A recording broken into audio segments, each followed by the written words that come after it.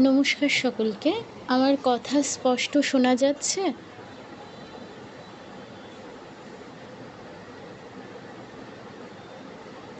হ্যাঁ, যাচ্ছে। আচ্ছা, ঠিক আছে। তাহলে আমরা বৈদিক শান্তি মন্ত্রের মাধ্যমে শুরু করছি। আপনারাও মিউট অবস্থায় আমার সাথে সাথে পাঠ করুন। ওম শ্রী গুরুভ্যো নমঃ। হরিঃ ওম। सहना भवतु सहनौ भुनक्तु सह वीर्यङ्करवावहै तेजस्विनावधीतमस्तु मा विद्विषावहै। ॐ शान्ति शान्ति शान्तिः। हरिः ওম তৎসৎ। আচ্ছা, গতদিন যেটা পড়ানো হয়েছিল আপনাদের স্বরবর্ণ, ব্যঞ্জনবর্ণ এবং লুপ্ত এর উচ্চারণ, তো কিছু বাড়ির কাজ ছিল, অনেকে করেছেন অনেকে করেননি। যারা করেছেন তাদেরকে আমি কারেকশন করে দিয়েছি, আর যারা করেননি তাদের তো পাঠানো সম্ভব হয়নি, বা আপনাদের কোথায় বুঝতে অসুবিধা সেটাও আমি বুঝতে পারছি না, তো সেজন্য বাড়ির কাজটা পাঠাতে হবে। এখন আমাকে বলুন যে আপনাদের কোনো সমস্যা আছে কিনা, গত ক্লাসের যে পড়াটা সেটা নিয়ে কোনো জিজ্ঞাসা আছে কিনা। কারোর কোনো জিজ্ঞাসা থাকলে বলুন।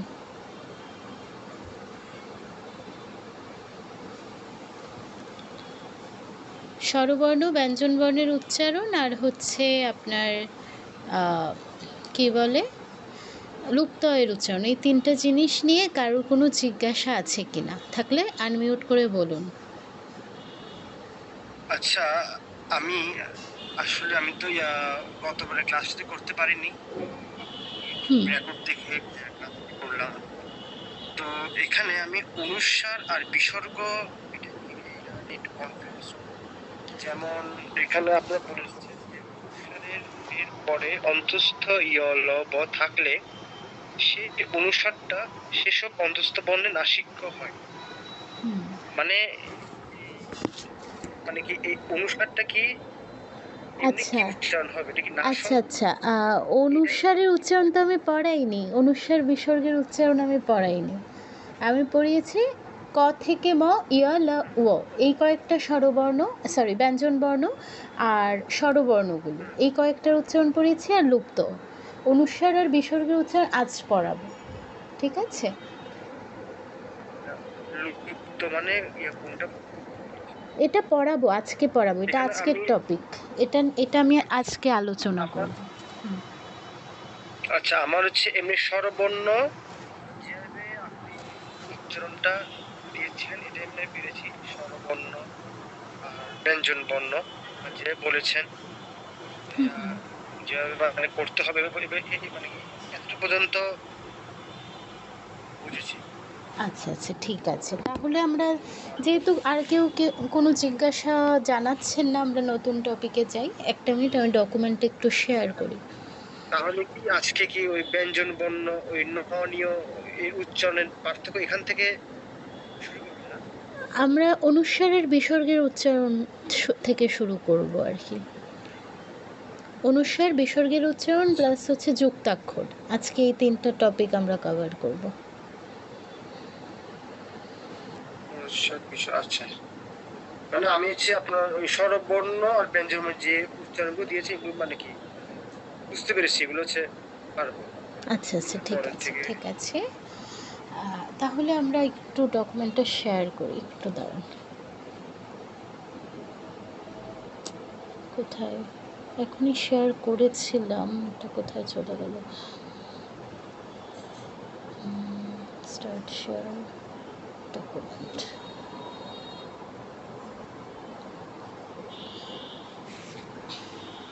হ্যাঁ, দেখা যাচ্ছে? হ্যাঁ, যাচ্ছে। ঠিক আছে। তো আমরা গতদিন স্বরবর্ণ, ব্যঞ্জনবর্ণের উচ্চারণ পড়েছি, তারপর লুপ্ত এর উচ্চারণটা পড়েছি। তো এটা নিয়ে কারোর কোনো জিজ্ঞাসা নেই, যেহেতু আমরা আজকে অনুস্বার আর বিসর্গের উচ্চারণ শুরু করছি। তো অনুসারের আচ্ছা, উচ্চারণ, লুপ্তল হ্যাঁ হ্যাঁ, আচ্ছা, লুপ্তল যেটা বলেছিলেন এটা আসলে মানে কি, এটা কোনটা? আমি আসলে এটা এখন বুঝতে পারছি না কি বললেন। লুপ্ত অ হচ্ছে, দেখাচ্ছি দাঁড়ান, কোনটা? এই যে এটা হচ্ছে লুপ্ত অ।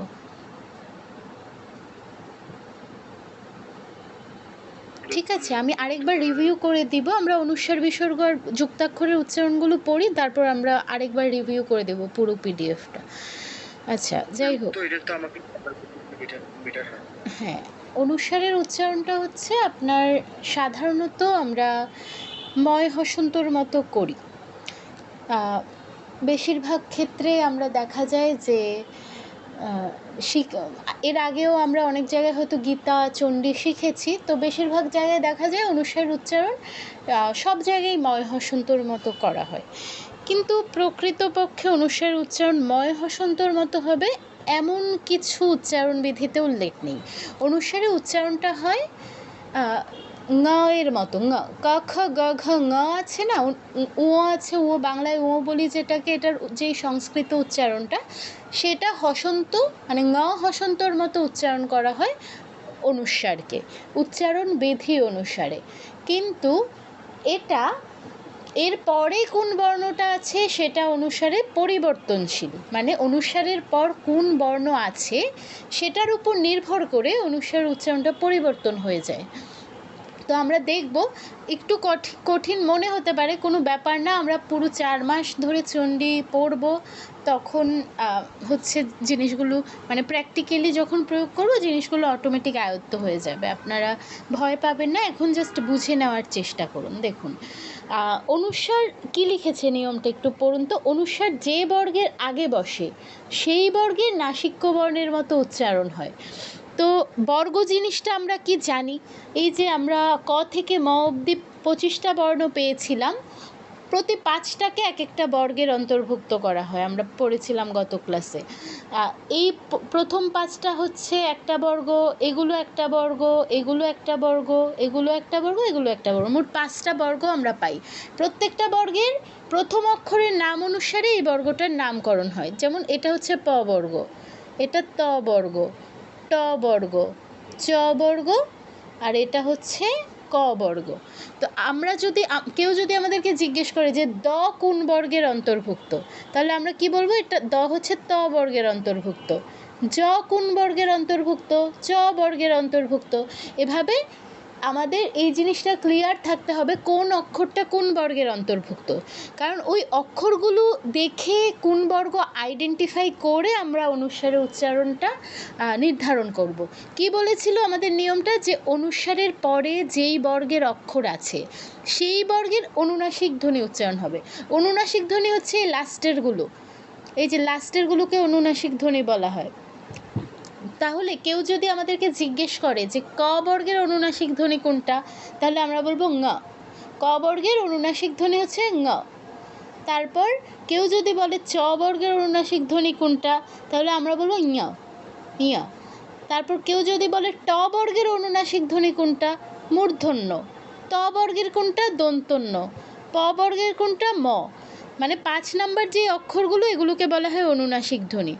অনুস্বারের পরে যেই বর্গের অক্ষর থাকবে ওই বর্গের অনুনাসিক ধ্বনিটা উচ্চারণ হবে অনুস্বারের জায়গায়। খুব সহজ, অনুস্বারের পরে যদি ক খ গ ঘ ঙ এই 5টার কোনোটা থাকে তাহলে অনুস্বারের জায়গায় ঙ হসন্ত উচ্চারণ হবে, ঠিক আছে। অনুস্বারের পরে যদি ক খ গ ঘ ঙ এই 5টার কোনোটা থাকে, আমাদের অনুস্বারের জায়গায় এটাকে উচ্চারণ করতে হবে। অনুস্বারের পর যদি চ ছ জ ঝ ঞ এই 5টার কোনোটা থাকে, অনুস্বারে যায় ঞ হসন্ত উচ্চারণ হবে। অনুস্বারের পরে যদি ট ঠ ড ঢ ণ এই 5টার কোনোটা থাকে, তাহলে মূর্ধন্য হসন্ত উচ্চারণ করতে হবে। ত থ দ ধ ন থাকলে দন্তন্য হসন্ত উচ্চারণ হবে।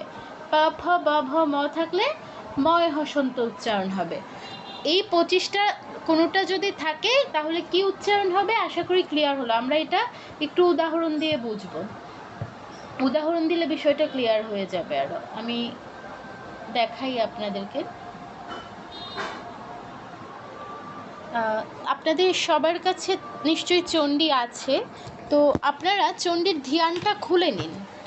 চণ্ডীর প্রথম যেই ধ্যানটা এটা খুলুন, খুললে আমি আপনাদেরকে বলছি।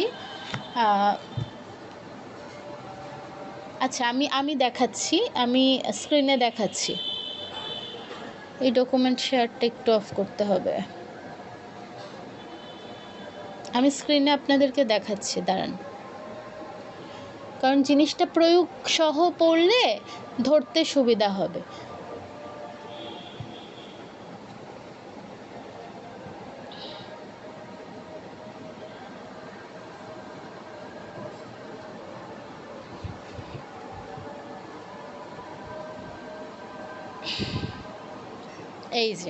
এই যে শ্রী শ্রী চণ্ডিকার প্রথম যে ধ্যানটা, এটা একটু দেখুন।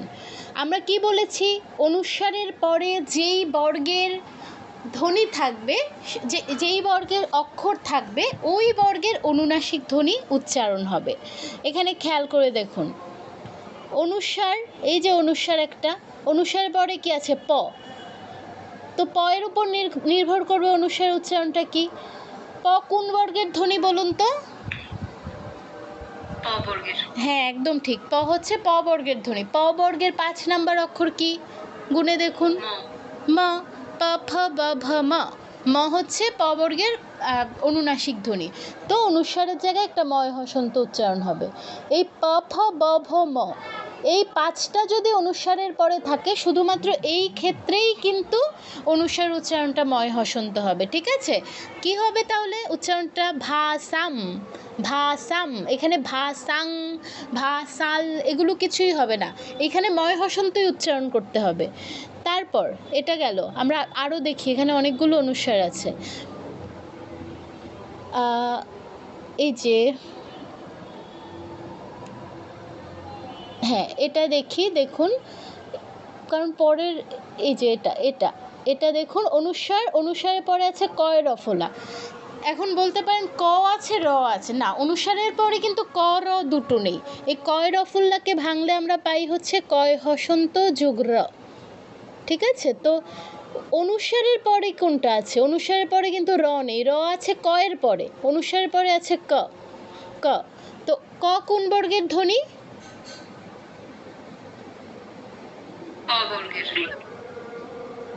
ক হচ্ছে ক বর্গের ধ্বনি, ক হচ্ছে ক বর্গের ধ্বনি। ক বর্গের অনুনাসিক ধ্বনি কোনটা?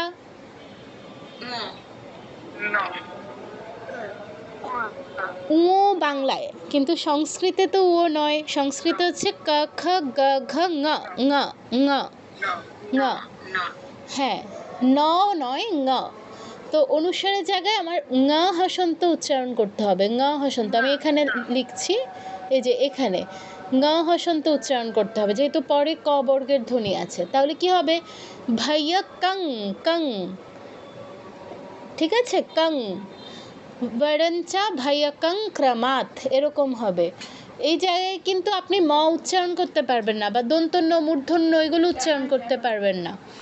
তারপর এই যে এটা দেখুন, এটা অনুস্বারের পরে আছে ম। তো ম কোন বর্গের ধ্বনি? প বর্গের ধ্বনি। তো প বর্গের ধ্বনি যদি হয়, প বর্গের অনুনাসিক ধ্বনি কি একটু আগে আমরা শিখেছি, ম। তাহলে এখানেও ময় হসন্ত উচ্চারণ হবে। তাহলে কি হবে? মুকুটাম, মুকুটাম মুন্ডা মালিনীম, এরকম। তো অনুস্বারের পরে কোন অক্ষরটা আছে এটা আমাদের খেয়াল করতে হবে, সেই অনুযায়ী আমাদের উচ্চারণটা চেঞ্জ হবে। ক থেকে ময়ের মধ্যে যদি থাকে, এই ক্ষেত্রে এই যে পরের যেগুলো আছে, এই যে এটা নয়, এটা তো ময় হসন্তই হবে, পরে যেহেতু প বর্গের অক্ষর আছে। এটা আর এটা, এই নিয়মটা এখন আমরা পড়ি নাই, এই ক্ষেত্রে কি হবে এটা এখন আমরা পড়ব। আমি আবার একটু ওই উচ্চারণের পিডিএফটা শেয়ার করি। এটা বোঝা গেল যে ক থেকে ময়ের মধ্যে হলে কি উচ্চারণ করতে হবে। আচ্ছা, তাহলে আমরা পরের অংশে যাই। এক মিনিট, আমি ডকুমেন্টটা আরেকবার শেয়ার করি।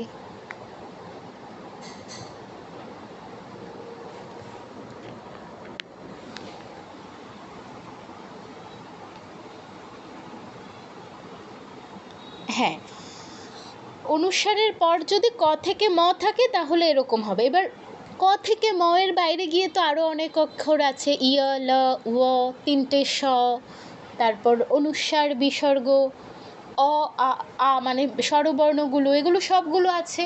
তো এই ক্ষেত্রে কি হবে দেখুন, নিয়ম নাম্বার 2, অনুস্বারের পরে যদি ইয়, ল, ও, ইয়, ল, ও এই তিনটার কোনোটা থাকে, কি কি, ইয়, ল, ও এই তিনটার কোনোটা যদি থাকে, সেই ক্ষেত্রে অনুস্বারের জায়গায় এদের অনুনাসিক ধ্বনিটা, নিজের অনুনাসিক ধ্বনিটা উচ্চারিত হবে। এরা নিজেরাই নিজেদের অনুনাসিক ধ্বনি। ইয় এর অনুনাসিক ধ্বনি হচ্ছে ইয় হসন্ত চন্দ্রবিন্দু, ইয় হসন্ত চন্দ্রবিন্দু। লয়ের হচ্ছে লয় হসন্ত চন্দ্রবিন্দু, ঠিক আছে। আর ও এর হচ্ছে ও হসন্ত চন্দ্রবিন্দু অনুনাসিক ধ্বনি। এখন হসন্ত আছে মানে কিন্তু অটা উচ্চারণ হবে না। উচ্চারণটা কীরকম হবে, ইয়, অনুস্বারের পরে যদি ইয় থাকে, অনুস্বারের উচ্চারণটা, সাউন্ডটা হবে ইয়ের মতো। আপনি যখন কাউকে পড়াবেন তখন বলতে হবে যে অনুস্বারের জায়গায় উচ্চারণ হচ্ছে ইয় হসন্ত চন্দ্রবিন্দু, কিন্তু বোঝানোর সুবিধার্থে আপনি বলতে পারেন যে ইয়ের মতো উচ্চারণ হচ্ছে, ই চন্দ্রবিন্দুর মতো উচ্চারণ হচ্ছে, ঠিক আছে, ই চন্দ্রবিন্দুর মতো। তো অনুস্বারের পর যদি ইয় থাকে, অনুস্বারের উচ্চারণ হবে ইয় হসন্ত চন্দ্রবিন্দুর মতো, যেটা শোনাবে ই হসন্ত চন্দ্রবিন্দুর মতো, ঠিক আছে। তারপর অনুস্বারের পর যদি ল থাকে, অনুস্বারের জায়গায় লয় হসন্ত উচ্চারণ হবে, লয় হসন্ত চন্দ্রবিন্দু। অনুস্বারের পর যদি ও থাকে, সেই ক্ষেত্রে উচ্চারণ হবে ও হসন্ত চন্দ্রবিন্দু, কিন্তু সাউন্ডটা হবে উ এর মতো। ও হসন্ত চন্দ্রবিন্দু, সাউন্ড হবে উ চন্দ্রবিন্দুর মতো, ঠিক আছে। এটা কিন্তু কোথাও লেখা যাবে না, এই ইও থাকলে ই হবে, ও থাকলে উ হবে, এটা কিন্তু কোথাও লেখা যাবে না, ঠিক আছে। এটা লিখলে আপনি, আপনার কাছে কেউ যদি দাবি করে প্রমাণ দিন, আপনি দেখাতে পারবেন না, কারণ উচ্চারণ বিধির কোথাও এটা লেখা নেই যে অনুস্বারের পর ইয় থাকলে ই উচ্চারণ হবে, অনুস্বারের পর ও থাকলে উ উচ্চারণ হবে। উচ্চারণ হবে ইয় হসন্ত চন্দ্রবিন্দু, কিন্তু সাউন্ডটা হবে ই এর মতো। তো সাউন্ড যেহেতু ই এর মতো হবে, এটা আমি বোঝানোর সুবিধার্থেই লিখলাম, এটা কোথাও আপনি লিখতে পারবেন না, মুখে বোঝানোর জন্য বলতে পারেন কাউকে যদি বলতে যান, ঠিক আছে। প্র্যাকটিক্যাল দেখি চলুন। এই যে দেখুন, অনেকগুলো উদাহরণ এখানে দিয়েছি। ইও থাকলে ই এর মতো হয়, আমরা জেনেছি। তো এই যে এখানে দেখুন, অনুস্বারের পর ইও আছে, তো অনুস্বারের জায়গায় উচ্চারণ হবে ই হসন্ত চন্দ্রবিন্দুর মতো, সাউন্ডটা আর কি, সাউন্ডটা হবে ই হসন্ত চন্দ্রবিন্দুর মতো। কি হবে, চাই চাই চাই, ঠিক আছে। অনুস্বারের উচ্চারণটা কিন্তু চং, চম, চন এরকম হবে না, চাই হবে, চাই। পরে ইও থাকলে অনুস্বারের জায়গায় ই হসন্ত চন্দ্রবিন্দু, মানে উচ্চারণটা, আর উচ্চারণ হবে ইও হসন্ত চন্দ্রবিন্দু, কিন্তু শুনতে লাগবে ই হসন্ত চন্দ্রবিন্দুর মতো। তাহলে তোয়া চাই, তোয়া চাই, চাই। ত ও কেন তুও হলো এটা পরে বলছি, আপাতত জাস্ট অনুস্বারের উচ্চারণটা দেখুন, চাই চাই। তারপর অনুস্বারের পরে যদি ইও থাকে, তাহলে এটা ই হসন্ত চন্দ্রবিন্দুর মতো যদি উচ্চারণ হয়, এটা কি হবে বলুন তো, এই উচ্চারণটা কি হবে? আগেরগুলো বাদ দিন, আগের শুধু পয় ইয়েটা, অনুস্বারের উচ্চারণটা কি হবে বলুন?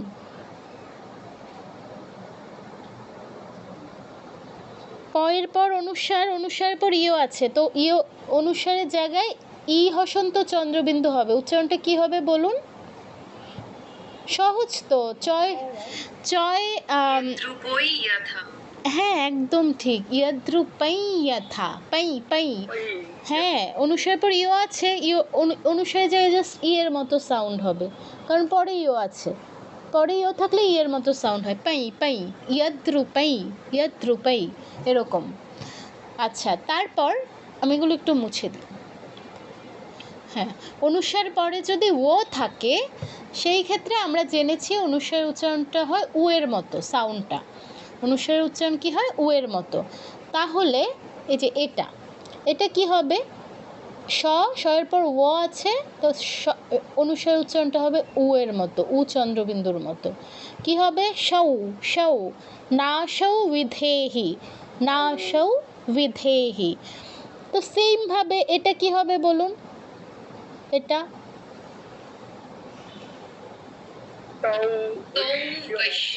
একদম ঠিক, তাও বৈশ্যাহ, তাও তাও হবে কারণ পরে ও আছে।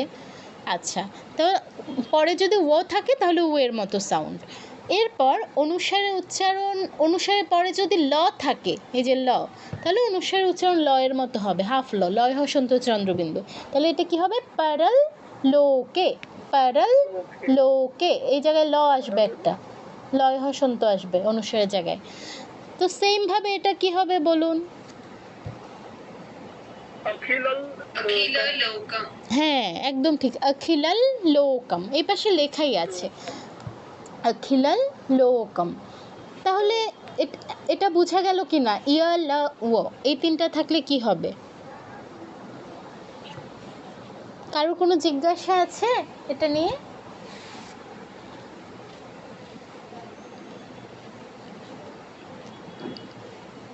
আচ্ছা, কারোর কোনো জিজ্ঞাসা নেই। এখন আমরা তো ইয়েতে অন্তস্থ বর্ণের মধ্যে র পেয়েছিলাম, র এর উচ্চারণটা কি হবে?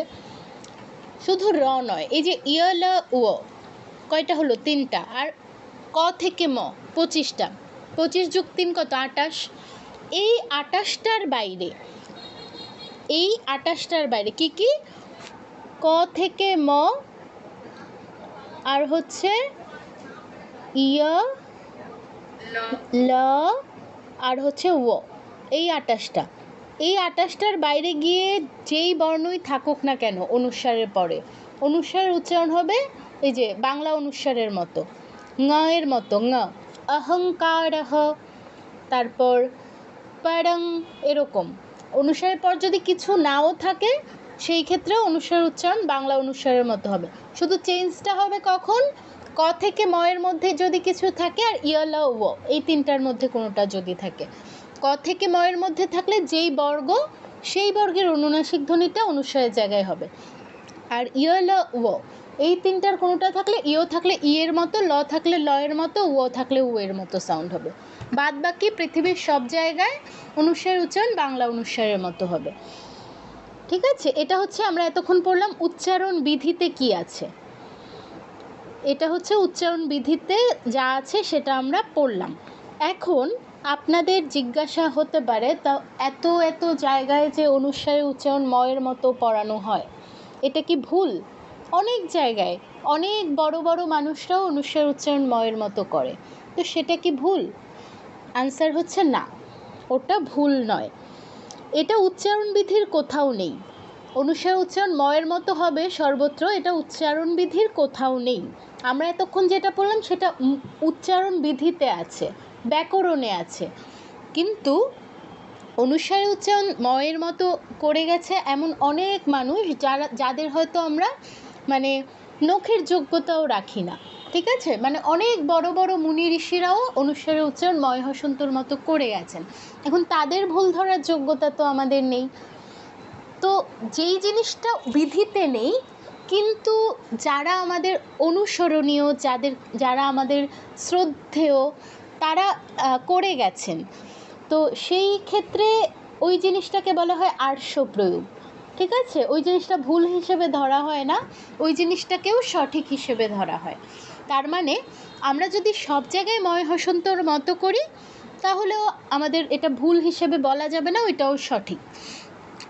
তাই বলে এখন আপনি বলতে পারেন যে সব জায়গায় যেহেতু ময় হসন্ত করলেও কোনো ভুল নেই, তো আমরা এত কষ্ট করে এগুলো কেন মনে রাখবো? আপনি কিন্তু একটা নতুন জিনিস শিখতে এসেছেন। ঠিক আছে, আমরা এই 4 মাস এই উচ্চারণ বিধিতে যা আছে সেটাই ফলো করব। আমরা এই সব জায়গায় ময় হসন্ত উচ্চারণ করব না, যেটা উচ্চারণ বিধিতে আছে সেটাই ফলো করব। তারপর আমরা স্থান কাল পাত্র ভেদে যেটা প্রয়োজন সেটা প্রয়োগ করব। আমি ধরুন একটা জায়গায় আপনি হচ্ছে পড়াচ্ছেন বা পড়াচ্ছেন না, বা কারোর সাথে গীতা পাঠে, ওই যে অনেক সময় হয় না যে সহস্র কণ্ঠে গীতা পাঠ, শতকণ্ঠে গীতা পাঠ, এরকম বিভিন্ন প্রোগ্রাম হয়। তো ওরকম গেলেন বা চণ্ডী পাঠে গেলেন, ওখানে সবাই হচ্ছে অনুস্বারের উচ্চারণটা ময় হসন্তর মতো করছে। সেই ক্ষেত্রে আপনি যদি এই উচ্চারণ বিধিটা ফলো করেন, তখন হয়তো আপনারটা শুনতে বেখাপ্পা লাগবে। তো তো তখন আপনি ময় হসন্তর মতো উচ্চারণ করবেন। আবার এমন কোথাও একটা গেলেন যেখানে হচ্ছে অনুসার উচ্চারণটা করছে এই উচ্চারণ বিধি অনুসারে, সেখানে আপনি মাইকে ধরে ময় হসন্ত করছেন সব জায়গায়, তো আপনার উচ্চারণটা কিন্তু কানে লাগবে। তো ওইখানে আপনি এই জিনিসটা প্রয়োগ করবেন। তার মানে যেখানে যেটা প্রয়োজন হয় আপনি সেটা প্রয়োগ করবেন, কিন্তু আমরা দুটোই শিখে রাখবো। ময় হসন্ত এটা তো শেখার কিছু নেই, কিন্তু উচ্চারণ বিধির যে নিয়মটা এটা শিখতে হলে কিন্তু বারবার বারবার করে প্র্যাকটিস করতে হবে, অনেকবার প্র্যাকটিস করতে হবে। আর প্র্যাকটিস আমরা করব। আমরা চণ্ডীর প্রত্যেকটা মন্ত্র ভেঙে ভেঙে পড়ব, তখন জিনিসটা অটোমেটিক আমাদের মাথায় ঢুকে যাবে। জাস্ট বুঝে নেওয়াটা হচ্ছে বিষয়। বুঝলে আমি একটু করে বললেই আপনারা ধরে নিতে পারবেন যে অনুসারের পর ইও আছে, তাই আমরা ই উচ্চারণ করছি। এতটুকু বললে ইও আছে বললেই আপনি বুঝতে পারবেন ই হবে। জাস্ট বুঝে নিলে হচ্ছে হয়ে যাচ্ছে। তো এই হলো অনুসারের উচ্চারণ। এবার আমরা বিসর্গের উচ্চারণে যাব, যদি আপনাদের কোনো জিজ্ঞাসা না থাকে। কারোর কোনো জিজ্ঞাসা আছে?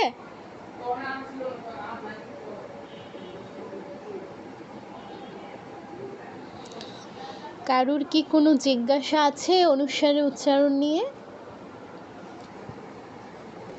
না। ঠিক আছে, আমরা তাহলে বিসর্গের উচ্চারণে যাই।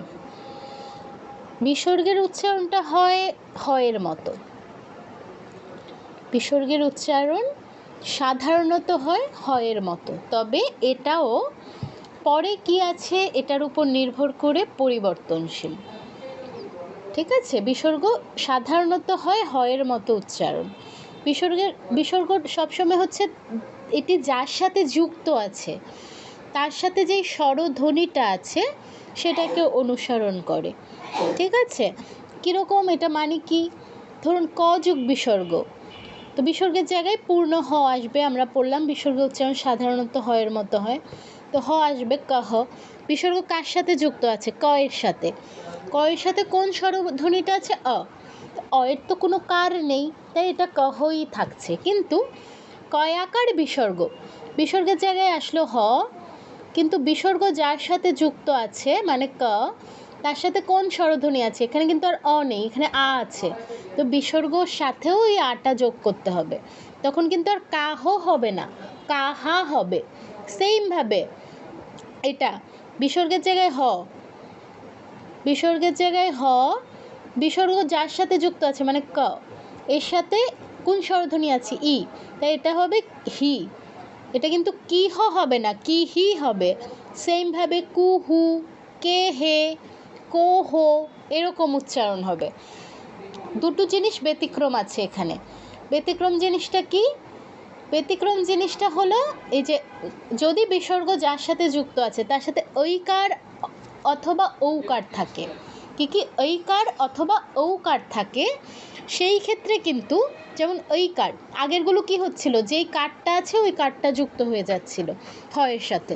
তো এখানে নিয়ম অনুযায়ী আগের নিয়মগুলো অনুসারে হওয়া উচিত ছিল কাই হাই, তাই না? কাই হাই হওয়া উচিত ছিল, কিন্তু এখানে কাই হি কেন হচ্ছে? কারণ আমরা প্রথম ক্লাসে পড়েছিলাম, দ্বিতীয় ক্লাসে পড়েছিলাম ঐকে ভাঙলে আমরা দুইটা স্বরধ্বনি পাই, কি আ আর ই, আ আর ই। তো বিসর্গ যার সাথে যুক্ত আছে ক, এর সাথে দুটো স্বরধ্বনি আছে অ আর ই। ওই কিন্তু আলাদা স্বরধ্বনি নয়, ওইকে ভাঙলে আমরা এই দুইটা স্বরধ্বনি পাই, এই দুইটা স্বরধ্বনি পাই। তো আমাদের যদি জিজ্ঞেস করা হয় বিসর্গর সাথে বিসর্গ যার সাথে যুক্ত আছে তার সাথে কোন স্বরধ্বনি আছে, আমরা কিন্তু বলতে পারবো না এই, আমাদের বলতে হবে অ আর ই। এখন অ এর তো কোনো কার নেই, তাই অ এর কোনো কার হয়ের সাথে যুক্ত হচ্ছে না, কিন্তু ই এর কার আছে, এই ই কারটা হয়ের সাথে যুক্ত হচ্ছে। তো কই হই না হয় এজন্য কই হি হচ্ছে। তো ঔকারের ক্ষেত্রে সেম, ঔকারের ক্ষেত্রে এক মিনিট, ঔকারের ক্ষেত্রে ঔকারের ক্ষেত্রে কি হয় আমরা ভাঙলে পাই, আগের দিন পড়েছিলাম আমরা অ আর উ, ঔকে ভাঙলে পাই অ আর উ। তার অ এর তো কোনো কার নেই, উ এর আছে, তো উটা হয়ের সাথে যুক্ত হবে। তাহলে এটার উচ্চারণটা কি হবে আমাকে একটু বলুন দেখি, এই যে এই শব্দটার উচ্চারণ কি হবে?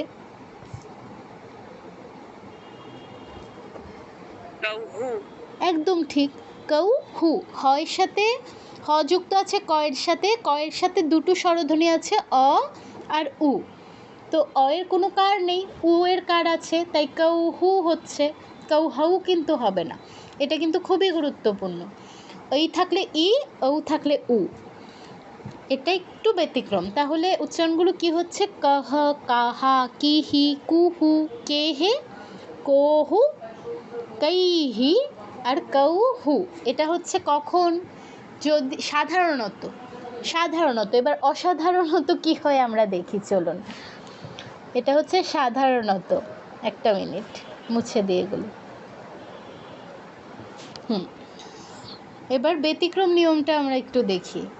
ব্যতিক্রম কি আছে? ক বিসর্গের পরে যেই অক্ষরটা আছে, যেই ব্যঞ্জন ধ্বনিটা আছে, সেটা অনুসারে বিসর্গের উচ্চারণটা পরিবর্তন হয়ে যায়। বিসর্গের পরে যদি আপনার ক বা খ থাকে, এই দুটোর একটা, তাহলে বিসর্গের জায়গায় ক্ষয় হসন্ত আসবে। প বা ফ থাকলে ফয় হসন্ত আসবে। তিনটে স এর যে কোনো একটা থাকলে যেই স আছে ওই স হাফ উচ্চারণ হবে। ক বা খ থাকলে ক্ষয় হসন্ত, প বা ফ থাকলে ফ হসন্ত। তিনটে স এর একটা থাকলে যেই স আছে ওই স হাফ উচ্চারণ হবে। তাহলে এই যে এটা দেখুন, বিসর্গর পরে আছে ক, তো বিসর্গের জায়গায় আসবে খ, ক্ষয় হসন্ত নিয়ম অনুযায়ী। তাহলে উচ্চারণটা কী হবে? ভক্তক, ভক্তক। এখানে কিন্তু ভক্তহ হবে না, ভক্তক। হ্যাঁ হ্যাঁ, কি বলুন? কেউ কিছু বললেন?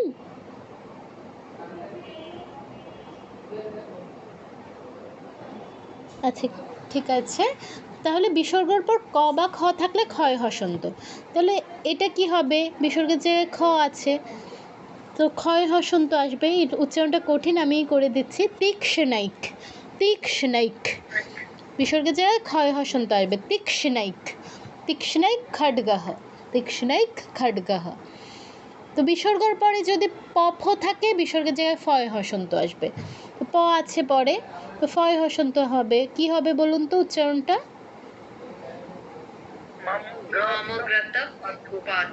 একদম ঠিক, মামগ্রতফ পাতু। দীর্ঘস্বরগুলো একটু মেনটেন করতে হবে। মা আকার আছে, আকার দীর্ঘস্বর না, টেনে বলতে হবে। গ্রতফ, গ্রতফ,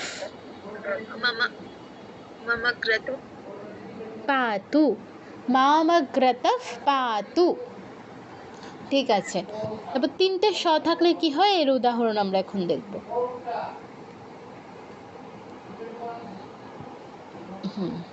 চলুন দেখি নিই। তিনটে স থাকলে অনুসারে বিসর্গের পর যেই সটা আছে সেই সটা হাফ উচ্চারণ হয় বিসর্গের জায়গায়। তো প্রথম উদাহরণটা দেখি। প্রথম উদাহরণ কি আছে? তালব্য স আছে বিসর্গের পরে, তো বিসর্গের জায়গায় তালব্য স হসন্ত আসবে, সিম্পল। তাহলে কি হবে বলুন তো উচ্চারণটা? একদম ঠিক, ভাইয়ার্তা শরণম, ভাইয়ার্তা শরণম। এটা কি হবে পরেরটা, দ্বিতীয়টা?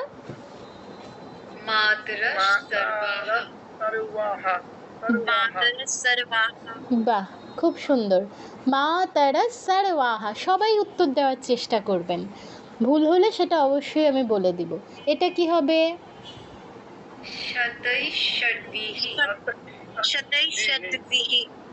একদম ঠিক, সত্যই ষডভিহি। পরে মূর্ধন্য স আছে, বিসর্গের জায়গায় মূর্ধন্য স হসন্ত আসছে। তারপর চতুর্থটা কি হবে? হ্যাঁ, ভূয়শৃণু, ভূয়শৃণু। পঞ্চমটা?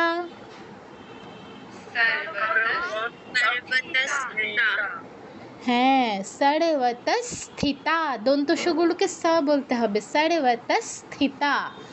এটা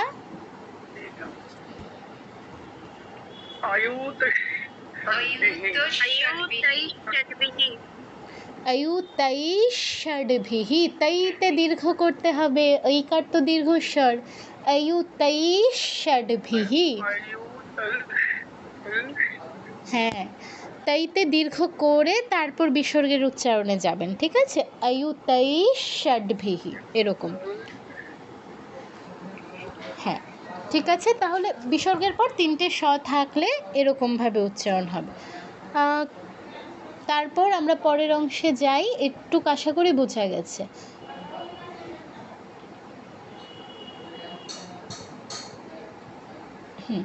পরেরটা দেখুন। পরের এই হলো অনুস্বার আর বিসর্গের উচ্চারণ। কারোর কোনো জিজ্ঞাসা আছে কিনা বলুন। তারপর আমরা ইয়েতে যাব, ব্যঞ্জন বর্ণের যেই যুক্তাক্ষরগুলো আছে সেগুলোতে যাব। আচ্ছা, এখানে আমি আরেকটা জিনিস বলতে ভুলে গেছি, বলে নিই।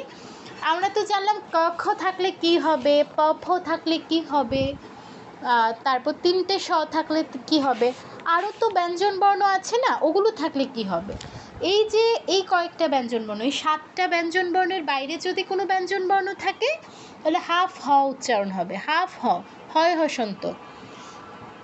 ক খ প ফ 3টে স এর বাইরে যদি কোনো ব্যঞ্জন বর্ণ থাকে তাহলে বিসর্গের উচ্চারণ হবে হাফ হ, হয় হসন্তর মতো। আর স্বরবর্ণ থাকলে বা কিছুই না থাকলে সেই ক্ষেত্রে পূর্ণ হ, প্রথম নিয়মটা। এই হলো বিসর্গের উচ্চারণ, ঠিক আছে? এবার আমরা যুক্তাক্ষরের যেই নিয়ম সেটা জানবো। এর আগে বলুন যে কারোর কোনো জিজ্ঞাসা আছে কিনা।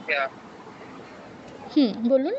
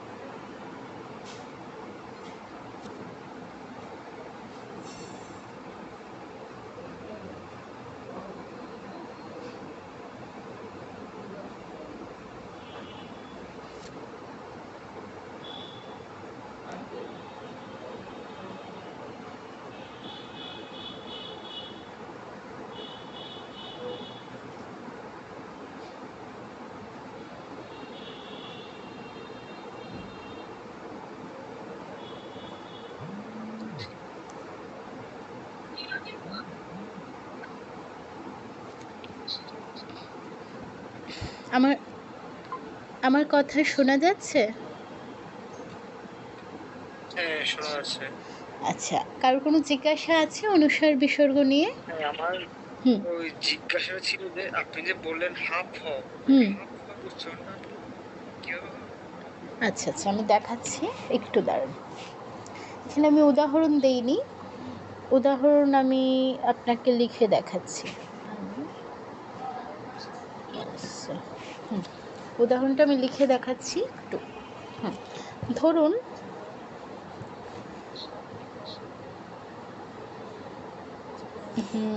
দেখা যাচ্ছে না কেন? আচ্ছা,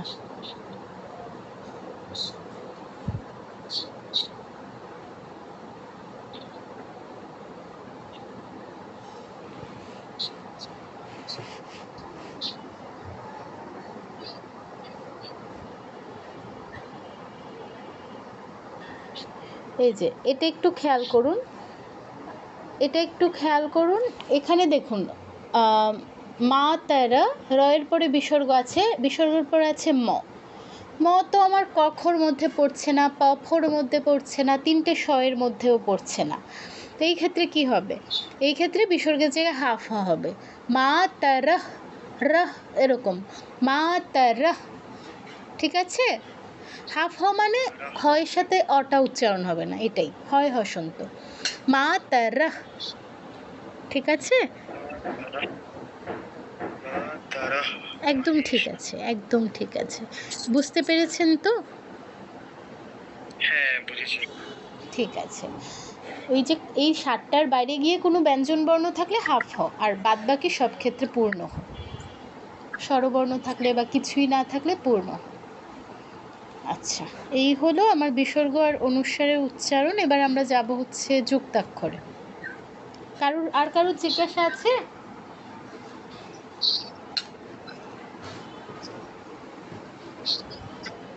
আচ্ছা, কেউ কিছু বলছেন না, আমি ধরে নিচ্ছি কোনো জিজ্ঞাসা নেই। যুক্তাক্ষরের উচ্চারণ খুবই সহজ। যুক্তাক্ষরের ক্ষেত্রে বাংলায় আমরা কি করি? বাংলায় আমরা ধরুন এই প্রথম যেই শব্দটা, এটাকে বলি হচ্ছে রক্ষ বলি, যজ্ঞ বলি, ব্রহ্ম বলি, কৃষ্ণ বলি, রক্ষ। এখানে ক্ষীয়কে ভাঙলে আমরা বেসিক্যালি পাই কয় হসন্ত আর স, কিন্তু আমরা নিয়ে আসছি কি রক্ষ, 2টা খ। এখানে ক্ষয়ের কোনো অস্তিত্বই নেই, কিন্তু আমরা ডাবল খ উচ্চারণ করছি, বলছি রক্ষ এরকম বলছি। আবার যজ্ঞ, গয়ের কোনো অস্তিত্বই নেই, এটা ভাঙলে পাই বর্গীয় জ হসন্ত আর ইয়, কিন্তু আমরা বলছি যজ্ঞ, 2টা গ। ব্রহ্ম, 2টা ম উচ্চারণ করছি, ম একটা আছে কিন্তু 2টা তো নেই, কিন্তু এখানে আমরা ব্রহ্ম বলছি। কৃষ্ণ, দন্তনর মতো উচ্চারণ করছি, মূর্ধন্য স আর নয়ের জায়গায় হচ্ছে আমরা মূর্ধন্য স নয়ের মতো উচ্চারণ করছি। হ্যাঁ, কি? জয় বাংলা, জয়।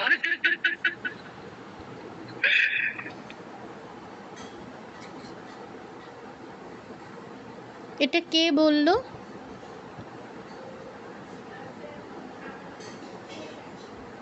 আপনারা কি কেউ খেয়াল করেছেন এখানে কোন নামের আইডিটা এই জিনিসটা করলো?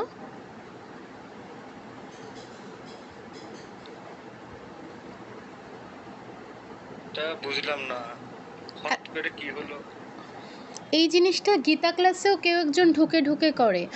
আপনি একটু খেয়াল রাখবেন তো কে এটা করছে, আরেকবার যদি করে একে রিমুভ করা হবে।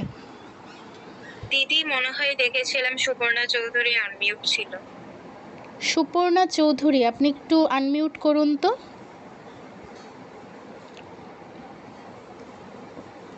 সুপর্ণা চৌধুরী, আমি আপনাকে রিমুভ করছি। আপনি আনমিউট করে কথা বলুন, নয়তো আমি আপনাকে রিমুভ করছি, এবং আমি রিমুভ করলে আপনি আর এখানে ঢুকতে পারবেন না। দিদি আমি শিওর না, আমার মনে হয়েছে আমি দেখেছি। আমিও দেখেছি যে এই নামটা আনমিউট ছিল, কিন্তু আমি যখন দেখেছি তখন কথা বলা অফ হয়ে গেছে। সুপর্ণা চৌধুরী, আপনি আনমিউট করুন প্লিজ, কথা বলুন।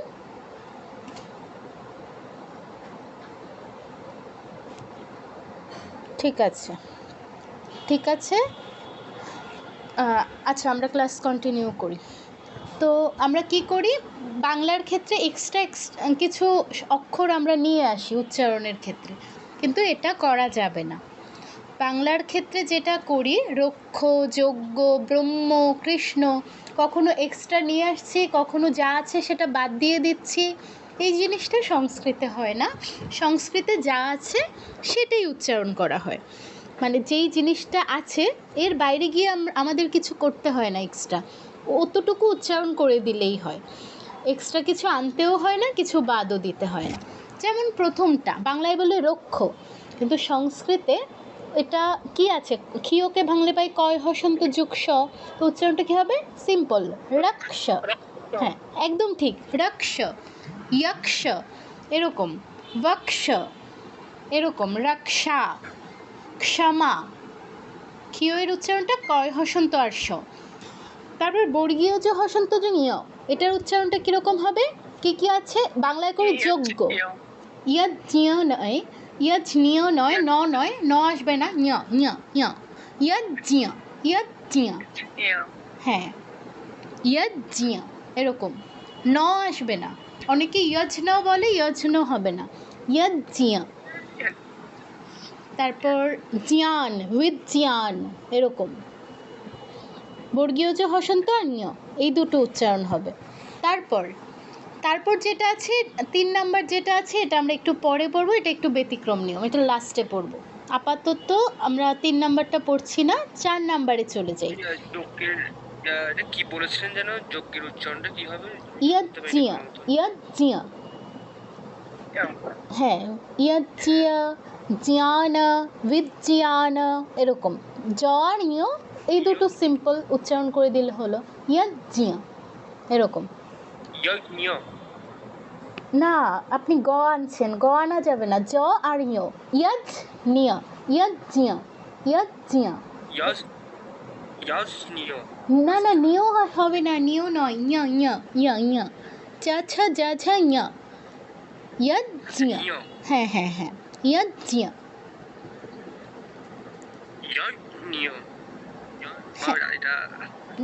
আপনার ন চলে আসছে, ন আসবে না, ইয়াজ্জিয়া। হ্যাঁ হ্যাঁ, ওটা একটু প্র্যাকটিস করতে হবে, আগে ইয়ের উচ্চারণটা ঠিক করবেন। হ্যাঁ বলুন।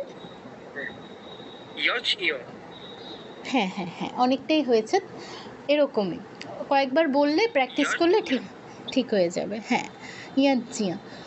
তারপর 3 নম্বরটা আমরা একটু স্কিপ করি, 4 নম্বরে যাই। 4 নম্বর কি হবে? 4 নম্বর আছে মূর্ধন্য সহসন্ত না, বাংলায় বলি কৃষ্ণ, কৃষ্ণ বললে হবে না, কারণ আছে মূর্ধন্য, তাই আমি কৃষ্ণ বললে তো দন্তন্যর উচ্চারণ হচ্ছে, আপনারটা শুনেই যেন মানুষ বুঝতে পারে এখানে মূর্ধন্য আছে। কৃষ্ণ, কৃষ্ণ, কৃষ্ণ, এরকম। বিষ্ণু, বিষ্ণু, ষণা, ষণা, এরকম, ঠিক আছে? কৃষ্ণ বলা যাবে না, ষণা, নটা স্পষ্ট করে বোঝাতে হবে। ন আর নাও এর মধ্যে তো অবশ্যই পার্থক্য আছে, ওটা শুনে বোঝাতে হবে, শুনিয়ে বোঝাতে হবে। উচ্চারণটা কি হবে? কৃষ্ণা, কৃষ্ণা, কৃষ্ণা, এরকম। তারপর কালো অক্ষরে যেগুলো লেখা আছে, বাংলায় কি বলি? তম, বাংলায় এটাকে হলে বলতাম তম, সত্য, দত্ত। তো এখানে কি করছি আমরা? তয়ের নিচে ও আছে, ওটাকে পাত্তা না দিয়ে ডাবল তো উচ্চারণ করছি, তম, ততে জাস্ট একটা জোর দিয়ে আরেকটা ত এনে উচ্চারণটা করছি, বাংলার ক্ষেত্রে, কিন্তু সংস্কৃতর কথা বলছি না। তারপর 2 নাম্বারটা সত্য বলছি, তয়ের মতো উচ্চারণ করছি, কিন্তু এখানে যে একটা ইয় ফলা আছে এটাকে কোনো পাত্তাই দিচ্ছি না। আবার দত্ত, দত্ত যেটা তয়তো সেটাকে তো তয়তো বলি, কিন্তু এই যে উপরেরগুলোকেও আমরা ডাবল করে দিই, ইও থাকলে, ও থাকলে, এগুলোকে আমরা যার সাথে যুক্ত আছে তাকে ডাবল করে দিই, এটা করা যাবে না, যেটা আছে সেটা উচ্চারণ করতে হবে। ও, ত যোগ ও আছে, ত যোগ ওই উচ্চারণ করতে হবে, কী হবে? তোম, তোম, তোম, এরকম। ত যোগ ও, তোম। তাহলে ক যোগ ও যদি হতো তাহলে তো কো, খ যোগ ও খো, গ যোগ ও গো, এরকম। প যোগ ও পো, এরকম। ও মানে যেটার সাথে আছে তার সাথে জাস্ট ওটা যোগ করে দিলে হবে, ওই যার সাথে যুক্ত আছে তাকে ডাবল করলে, দ্বিত করলে হবে না, ওটা মাস্ট উচ্চারণ করতে হবে।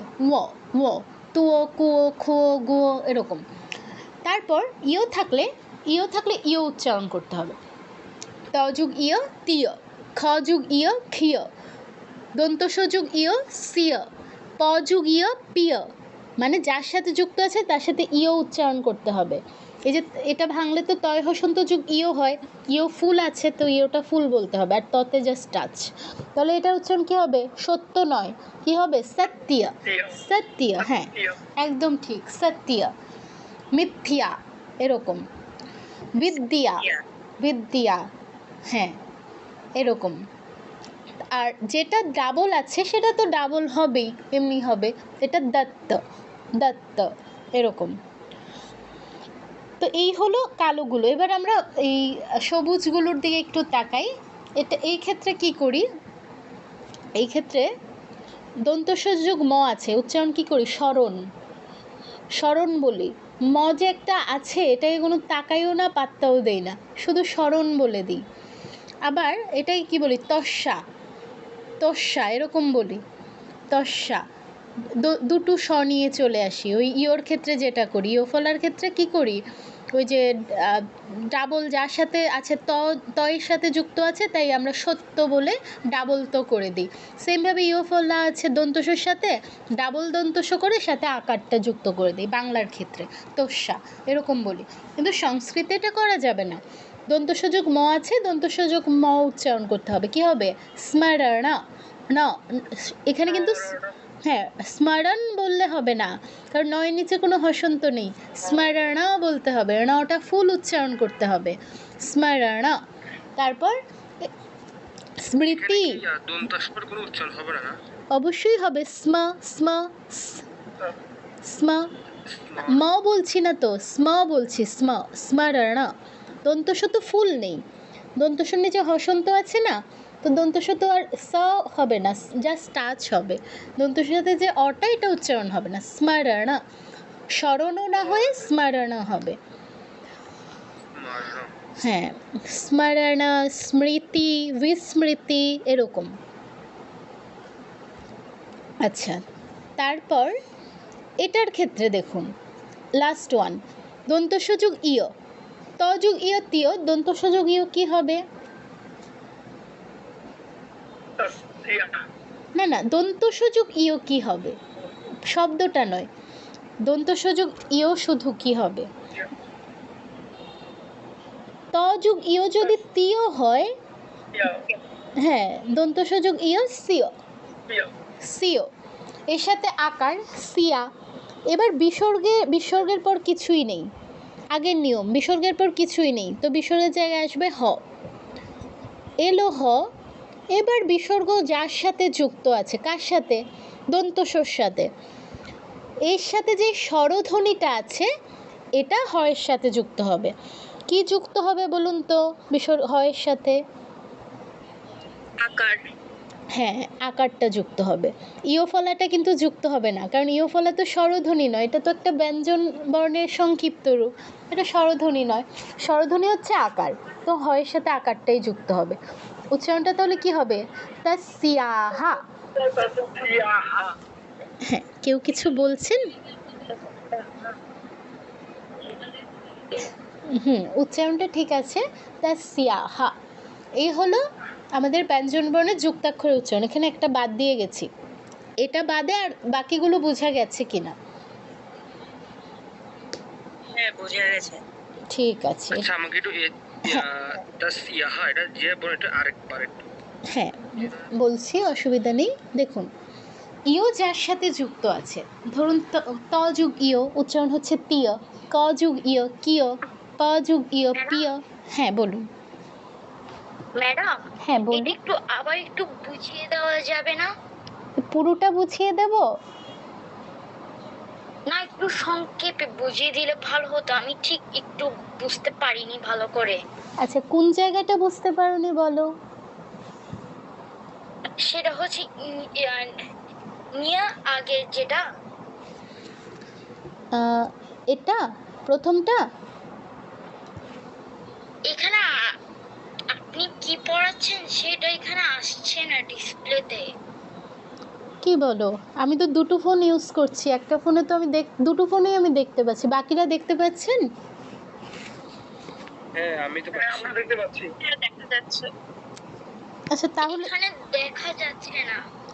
তুমি একটা কাজ করো, একটু বের হয়ে আবার জয়েন করো, ঠিক আছে? আচ্ছা ম্যাডাম। হ্যাঁ আচ্ছা, ঠিক আছে, তুমি বের হয়ে জয়েন করে আমাকে বলো যে কোন জায়গায় বুঝতে পারছো না।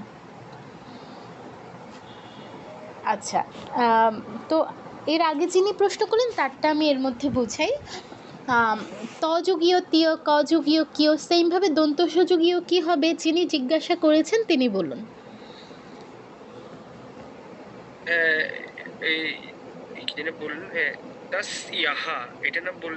না না, আমি যেটা প্রশ্ন করেছি সেটা, তযুগ ইয় যদি তিয় হয়, দন্তসযুগ ইয় কি হবে?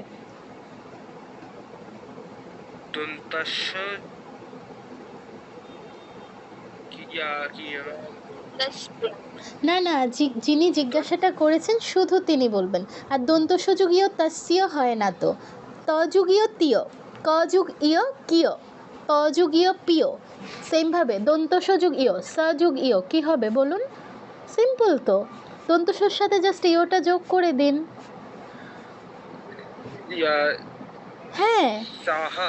না সাহ নয়, সয়ের সাথে ইও যোগ হবে।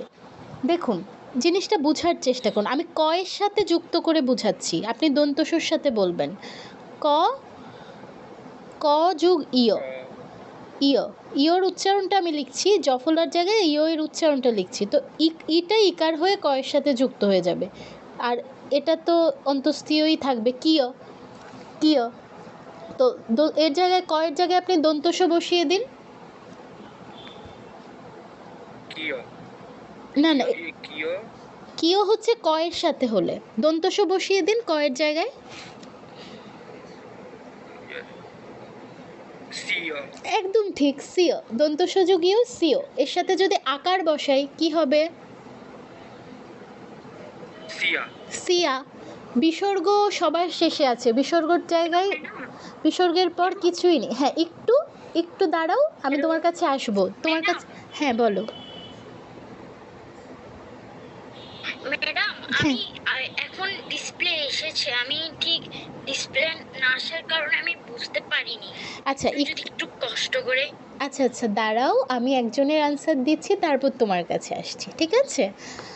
ঠিক আছে, আকার ম্যাডাম। হ্যাঁ হ্যাঁ হ্যাঁ হ্যাঁ, আকার যুক্ত করাই সিয়া হচ্ছে। এবার বিসর্গর পর কিছু নেই, তো বিসর্গের উচ্চারণটা কি হবে? বিসর্গের উচ্চারণটা হবে হ। হ্যাঁ, বিসর্গের জায়গায় আসবে হ। আমরা নিয়মে পড়েছিলাম যে বিসর্গের পর যদি কিছুই না থাকে, বিসর্গ যার সাথে যুক্ত আছে, কার সাথে যুক্ত আছে? হ্যাঁ, দন্তস্বর সাথে যুক্ত আছে, তার সাথে যে স্বরধ্বনিটা থাকবে, দন্তস্বর সাথে কোন স্বরধ্বনি আছে বলুন তো?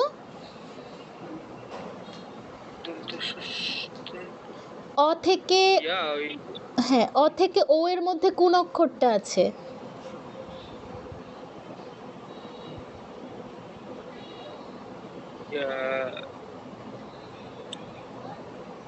এই যে এখানে দেখুন না, দন্তস্বর সাথে কোন কারটা আছে? আকার, ইকার, উকার। ইয়োফলা কি স্বরধ্বনি?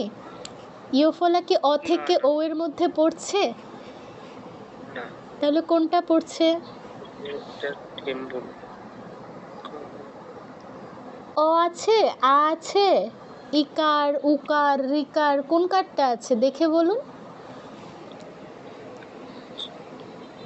দন্তস্বর সাথে কোন কারটা আছে?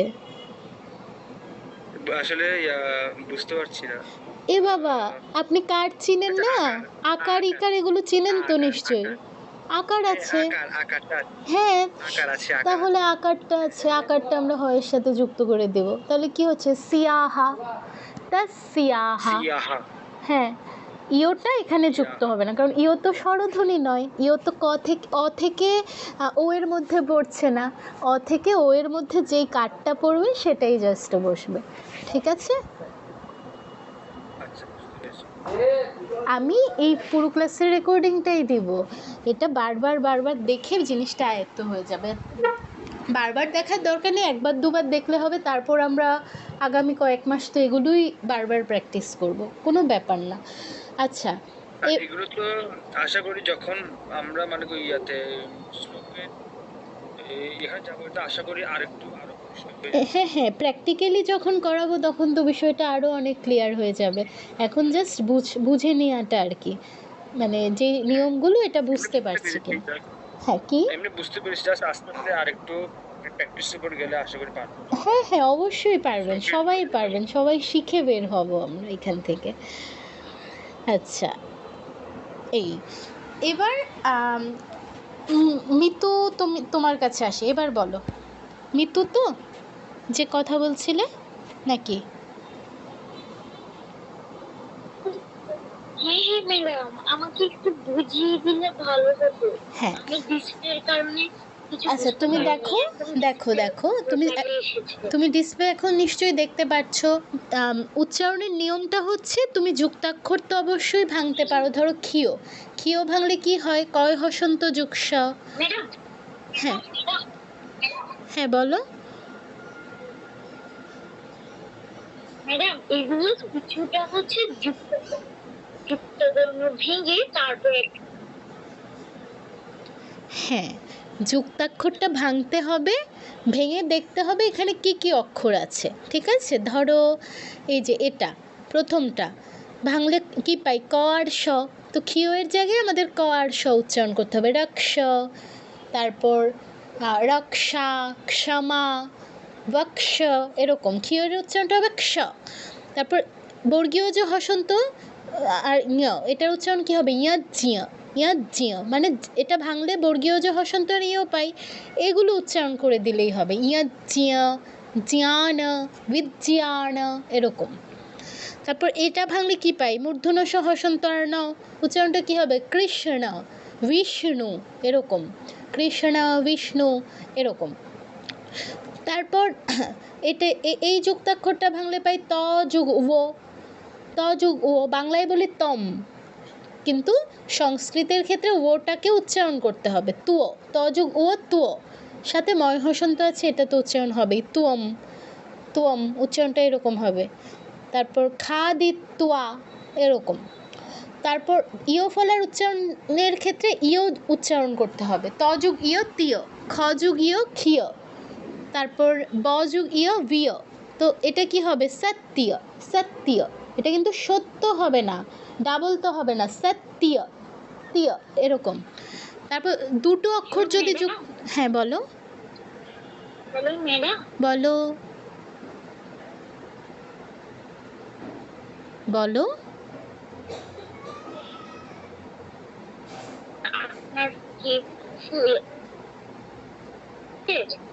আপনার কি ইন্টারনেট ডিস্টার্ব করছে? আমার, অন্যরা কি শুনতে পাচ্ছেন আমার কথা স্পষ্ট? হ্যাঁ, একদম ক্লিয়ার। আচ্ছা, তাহলে তোমার ইন্টারনেট সমস্যা, তুমি এমন জায়গায় যাও যেখানে ইন্টারনেট একটু ভালো পাচ্ছে। ঠিক আছে, আমার ইন্টারনেট ঠিক আছে। আচ্ছা, তাহলে ডাবল থাকলে ডাবল উচ্চারণ করতে হবে, দত্ত, এরকম। খাদ্য, দয় দো যদি থাকে, সরি ওইটা তো ইয় ফলা, সেক্ষেত্রে হবে খাদ্যীয়, কিন্তু দয় দো থাকলে কি হতো, খাদ্য, এরকম। তারপর এটা দন্তস্বযোগ ম আছে, মটাকে ইগনোর করলে হবে না, মটাকে পাত্তা দিতে হবে, মটা উচ্চারণ করতে হবে। এটা স্মরণ বলা যাবে না, স্মরণাও বলতে হবে। তারপর স্মৃতি, বিস্মৃতি, এরকম। আর লাস্টটা তো বুঝালামই। তো এই হলো যুক্তাক্ষরের নিয়ম। এবার আমরা ব্যতিক্রমটা পড়ব। ব্যতিক্রম একটা বাদ দিয়ে গেছিলাম, ওটা পড়ব। বাদ কোনটা দিয়েছিলাম, 3 নম্বরটা, এই যে এটা হয় যুগ, হ যুগ ম, এটা বাদ দিয়ে গেছিলাম। দেখুন এতক্ষণ আমরা যেগুলো পড়লাম কি হচ্ছিল, রক্ষ, ক আগে আছে, স পরে আছে, তো আমরা কটা আগে উচ্চারণ করছি, সটা পরে বলছি। আমরা কিন্তু রস্ক বলছি না, রস্ক বলছি না, রক্ষ বলছি। তারপর এই ক্ষেত্রে স আগে আছে, ন পরে আছে।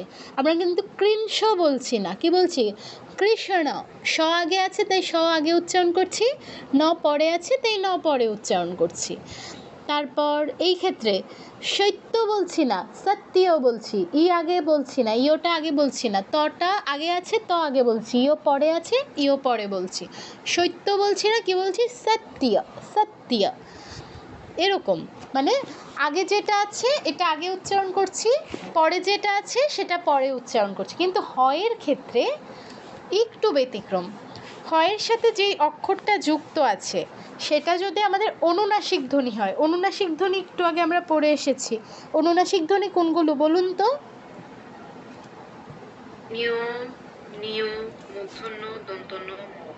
হ্যাঁ ওই যে বর্গ পড়েছিলাম, কচটা তপ, এদের যে 5 নম্বর ধ্বনিগুলো, ঙ, তারপর ঞ,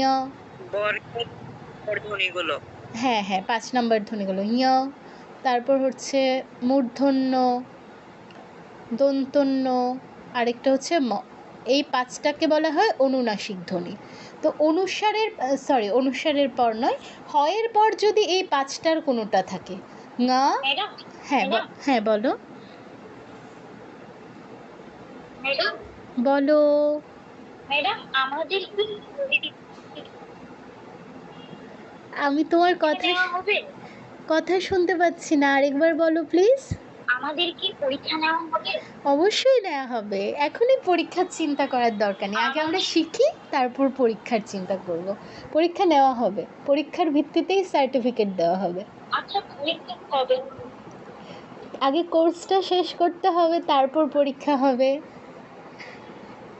পুরো চণ্ডীটা আমরা শেষ করব, তারপর পরীক্ষা হবে। শুরুই তো করলাম না এখনো, এখনই পরীক্ষার চিন্তা করলে হবে? পরীক্ষার চিন্তা করার দরকার নেই, আমরা শিখতে এসেছি, শেখার চিন্তা করব। শিখে ফেললে তারপর পরীক্ষা দেওয়া তো কোনো ব্যাপারই না, আমরা শেখার চেষ্টা করব। ঠিক আছে,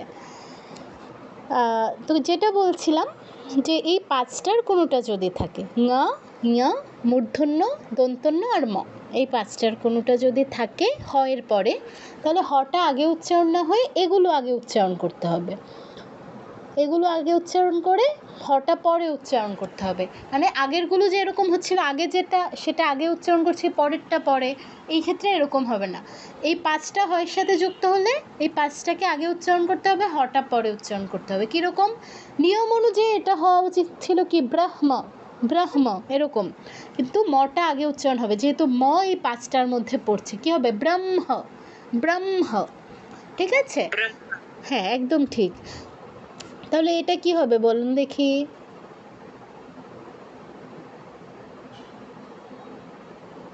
এটা কি হবে?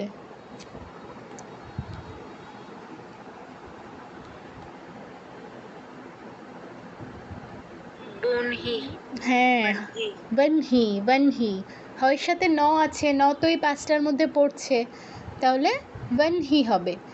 বহনি কিন্তু হবে না, বনহি হবে, বহনি হবে না। আচ্ছা, তাহলে যদি এই পাঁচটা যুক্ত থাকে ওই পাঁচটা আগে উচ্চারণ করতে হবে। নর্মালি হয়ের সাথে আমরা এগুলো পাই না, ঙ, ইয় এগুলো পাই না, মূর্ধন্য পাই, ম পাই, এগুলোই পাই, দন্তন্য পাই কখনো কখনো, অপরাহ্ন এরকম। ঠিক আছে, তো এই তিনটার কোনোটা থাকলে ওই তিনটা আগে উচ্চারণ হবে, আর বাদ বাকি সব ক্ষেত্রে কিন্তু হ আগে উচ্চারণ হবে। এই পাঁচটার মধ্যে যদি না পড়ে, যেমন আমি আরেকটা উদাহরণ দিই, নয়তো আবার ভেজাল লেগে যাবে। এই যে এটা দেখুন, এটা দেখুন,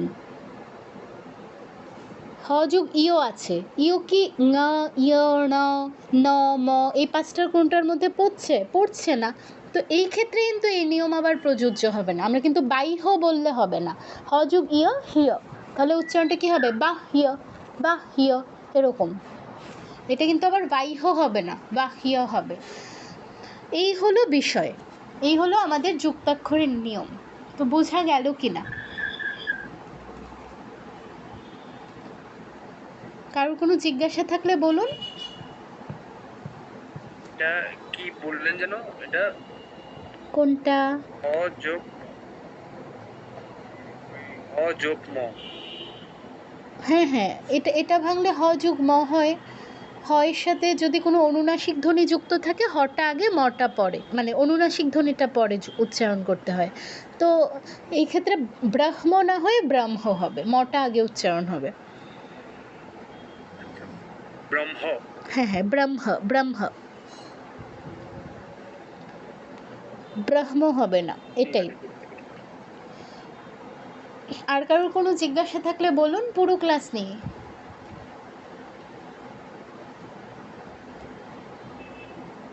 তারপর লুপ্ত এর উচ্চারণ আছে, এটা আমরা কতদিন পড়েছি। হ্যাঁ বলুন। ম্যাম, সত্য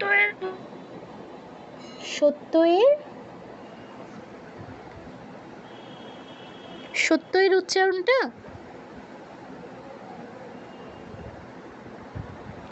সত্য এর উচ্চারণ ত যোগ ইয় তীয় হয়, তাহলে সত্য, সত্য, সত্য নয় সত্য।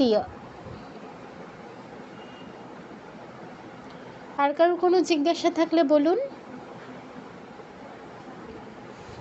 আচ্ছা, আমি স্টার্টিং থেকে একবার রিভিউ করে দিই। দেখুন, প্রথমেই আমরা শিখেছি হচ্ছে স্বরবর্ণ ব্যঞ্জন বর্ণের উচ্চারণ। স্বরবর্ণের ক্ষেত্রে দীর্ঘস্বর রসস্বর ছিল, যেগুলো দীর্ঘস্বর টেনে টেনে উচ্চারণ করতে হবে, যেগুলো রসস্বর সেগুলো একটু তাড়াতাড়ি উচ্চারণ করতে হবে। এগুলো হচ্ছে 2 মাত্রায় উচ্চারণ, এগুলো 1 মাত্রায় উচ্চারণ। তো উচ্চারণগুলো কি ছিল? আ আচ্ছা, আ হ্যাঁ, কি বলুন? রি এর নিচে রি কাটে যেটা আছে এটাকে লিউ না? আমি বলছি দাঁড়ান। আ আ ই ই উ উ রি রি, এটা দীর্ঘ রি। আর এটা হচ্ছে লুই, এটার উচ্চারণটা হচ্ছে লয় রিকারের মতো, লয় রিকারের মতো লুই। তারপর এ আই ও ঔ, এই 4টা দীর্ঘ, আর বাকিগুলো হচ্ছে জোড়ায় জোড়ায় ছিল।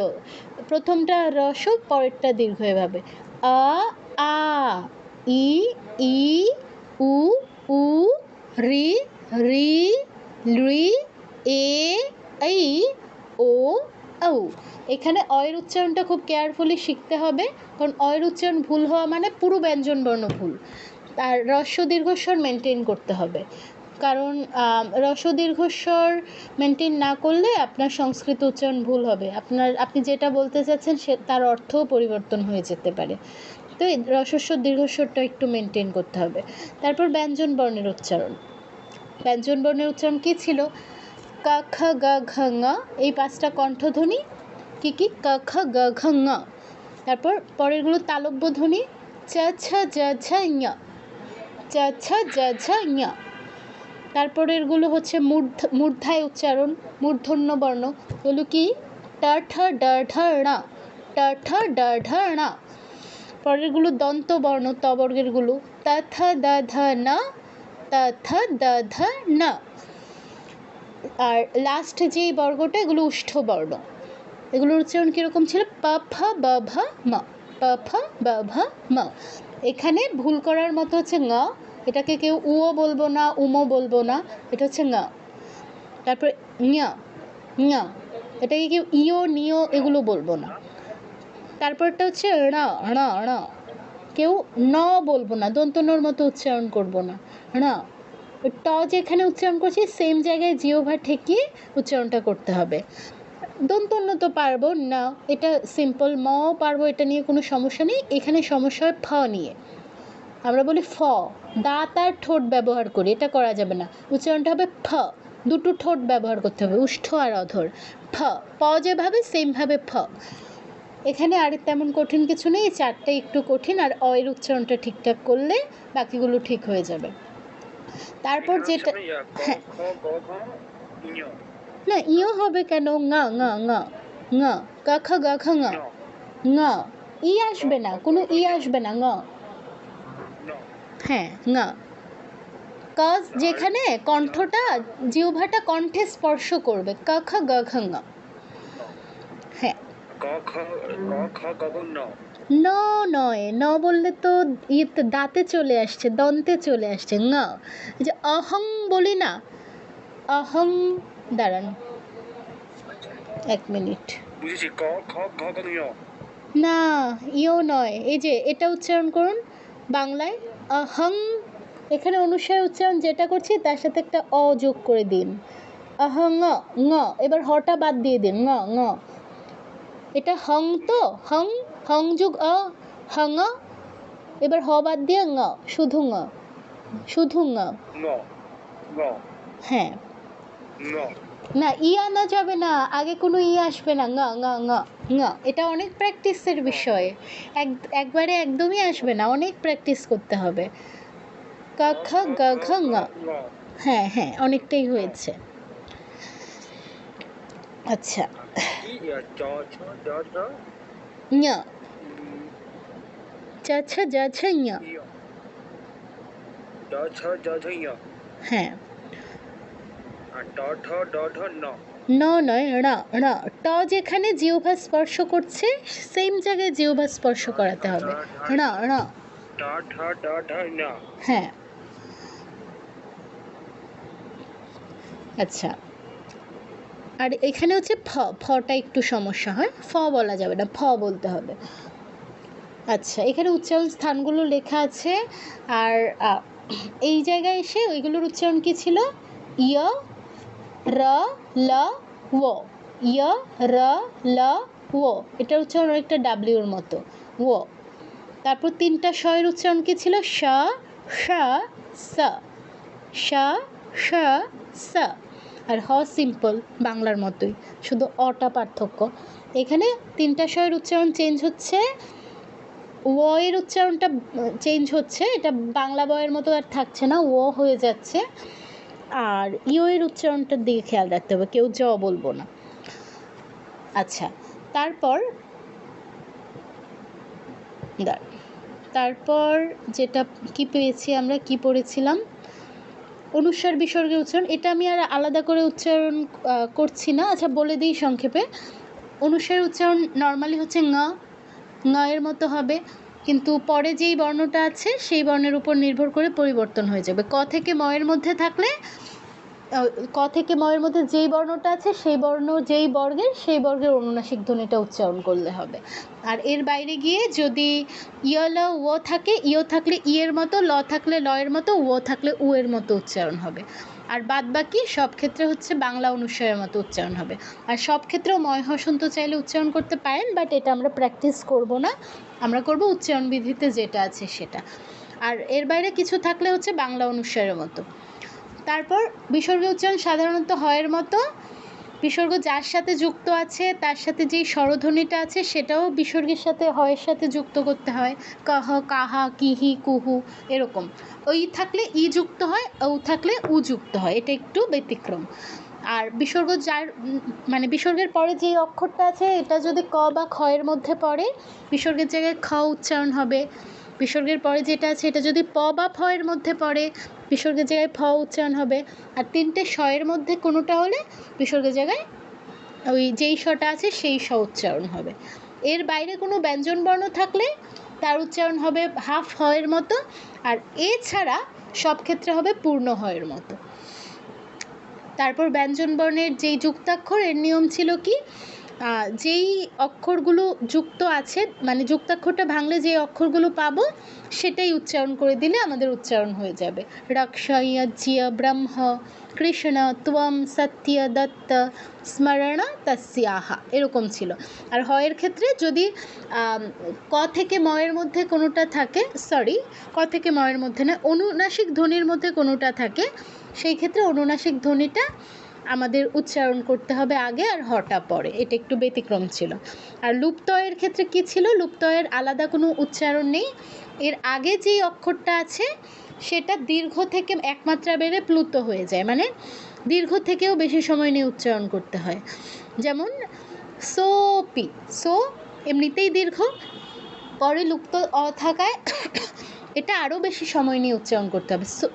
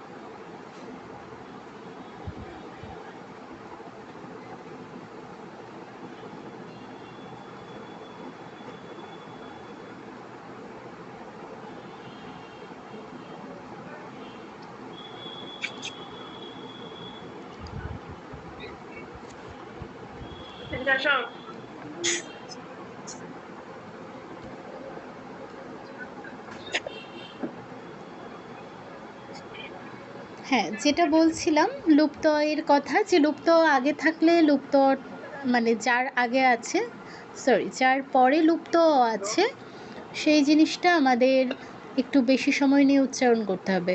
এখানে ওকার তো এমনি দীর্ঘ, পরে লুপ্ত থাকায় সোপি আরও বেশি টেনে বলতে হবে। রাজা ভূত দৃষ্ট দোষেপি, এরকম। মানে লুপ্ত এর ব্যবহারটা হলো এর নিজের কোনো উচ্চারণ নেই, এটার প্রভাবে এর আগের অক্ষরটা আরও বেশি সময় নিয়ে উচ্চারণ করতে হয়, এটাই লুপ্ত এর ব্যবহার।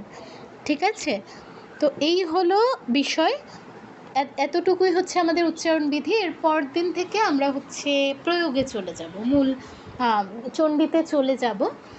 তো বোঝা গেল কি না, কারোর কোনো জিজ্ঞাসা আছে কি না এই পুরোটা নিয়ে, পুরো উচ্চারণের ক্লাস নিয়ে, তাহলে বলতে পারেন।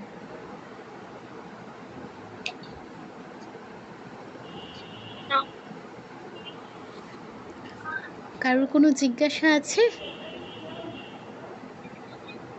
কেউ কিছু বলবেন? মোটামুটি প্রায় সব ক্লিয়ার। বিসর্গটা আশা করি ক্লিয়ার, শুধু অনুষ্কারে মনে হয় হালকা পাতলা একটু হয়তো ভুল হবে। আশা করি এটা মূল চণ্ডীতে যে ঠিক হয়ে যাবে। হ্যাঁ, এটা তো অবশ্যই মূল চণ্ডীতে গেলে অনেক মানে সব কনফিউশনই দূর হয়ে যাবে, কারণ ওটা তো প্র্যাকটিক্যাল, ওটা তো প্রয়োগ করে করে দেখাবো আমরা, ওটা সবই ক্লিয়ার হয়ে যাবে।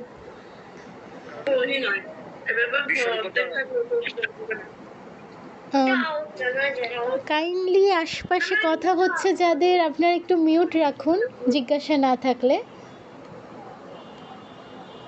বিসর্গটা নিয়ে শুধুমাত্র ওই অনুষ্ঠান যেটা এটা একটু আশা করি এটা ইয়াতে, আর এমনি বাকি সব ক্লিয়ার আছে। আচ্ছা আচ্ছা, ঠিক আছে, তাহলে মানে ক্লাসটা তো আমি এমনি দিয়ে দিব, তো আর যদি কনফিউশন থাকে আরও কয়েকবার দেখে নেবেন যে এই জায়গাটা কনফিউশন। এরপর যদি বুঝতে না পারেন আমাকে সবাই, যেই জায়গায় বুঝতে পারছেন না আমাকে নক করলে আমি চেষ্টা করব বুঝিয়ে দিতে। আর কিছু বাড়ির কাজ দিব, ওগুলো একটু কমপ্লিট করতে হবে, কারণ ওইগুলো কমপ্লিট করলে আমি বুঝতে পারবো যে আপনি কোথায় ভুল করছেন বা কোথায় আপনার আর একটু বোঝা দরকার, সেটা আমি আপনাকে পার্সোনালি বলে দেব। আর এমনি কারোর কোনো জিজ্ঞাসা থাকলে অবশ্যই নক করবেন। ঠিক আছে, তাহলে আজকে আমরা ক্লাসটা এখানেই রাখি শান্তি দেওয়ার মাধ্যমে। কেউ কিছু বলবেন?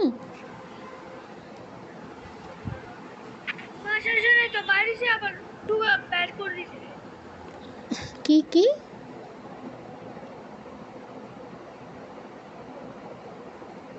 আচ্ছা, আমরা ক্লাসটা শেষ করি, কেউ যেহেতু কিছু বলছেন না ক্লাসটা শেষ করি। হ্যাঁ বলুন। আচ্ছা, আপনি ওই ক্লাস শুরু করার আগে যেটা পাঠ করেন ওই বৈদিক শান্তি মন্ত্র, হ্যাঁ, এটা কি আমাদেরকে একটু দেওয়া যাবে? অবশ্যই দেওয়া যাবে, ঠিক আছে, আমি ওইটা ছবি তুলে দিয়ে দেবো, প্লাস অডিওটাও দিয়ে দেবো। আচ্ছা, ঠিক আছে। ঠিক আছে, তাহলে আমরা আজকের ক্লাসটা এখানেই শেষ করছি শান্তি দেওয়ার মাধ্যমে। ওম শান্তি শান্তি শান্তি, হরি ওম তৎসৎ, শ্রীরামকৃষ্ণার্পণমস্তু। সবাইকে নমস্কার, সবাই ভালো থাকবেন, শুভরাত্রি।